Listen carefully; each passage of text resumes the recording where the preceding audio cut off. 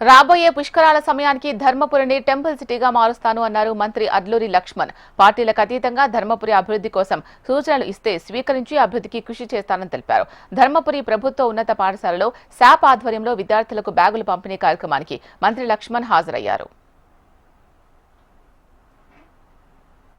Degree కళాశాల ఏర్పాటు చేయడం కానీ ఇక్కడ భవిష్యత్తులో పిల్లలకు మంచి విద్యా బోధన ఇచ్చే విధంగా అన్ని విధాలు కూడా మన గొప్ప స్థాయిలో దేవుడు మీ అందరి దయతో నన్ను క్యాబినెట్లో ఉన్నాను. నేను తప్పకుండా 100% చదువుకు సంబంధించిన విషయంలో కానీ హెల్త్కి సంబంధించిన విషయంలో కానీ ప్రత్యేకంగా ఇక్కడ రైతాంగాన్ని సాగునీరు విషయంలో కానీ నేను ప్రత్యేకంగా శ్రద్ధ పెట్టి రాష్ట్ర గౌరవ ముఖ్యమంత్రి వర్యుల ద్వారా పెద్ద ఎత్తున నిధులు తీసుకొచ్చే ఒక బాధ్యత రాబోయే 2027లో గోదావరి పుష్కరాలకు సంబంధించిన ధర్మపురి లక్ష్మీ దైవ క్షేత్రాన్ని ఎవరు ఊహించని విధంగా ఈ ప్రాంతానికి ఒక మాస్టర్ ప్లాన్గా ఇక్కడ ఒక టెంపుల్ సిటీగా అన్ని విధాలా అభివృద్ధి చేసే విధంగా పెద్ద ఎత్తున నిధులు తీసుకొస్తానని ఈ సందర్భంగా నేను మనవి చేసుకుంటూ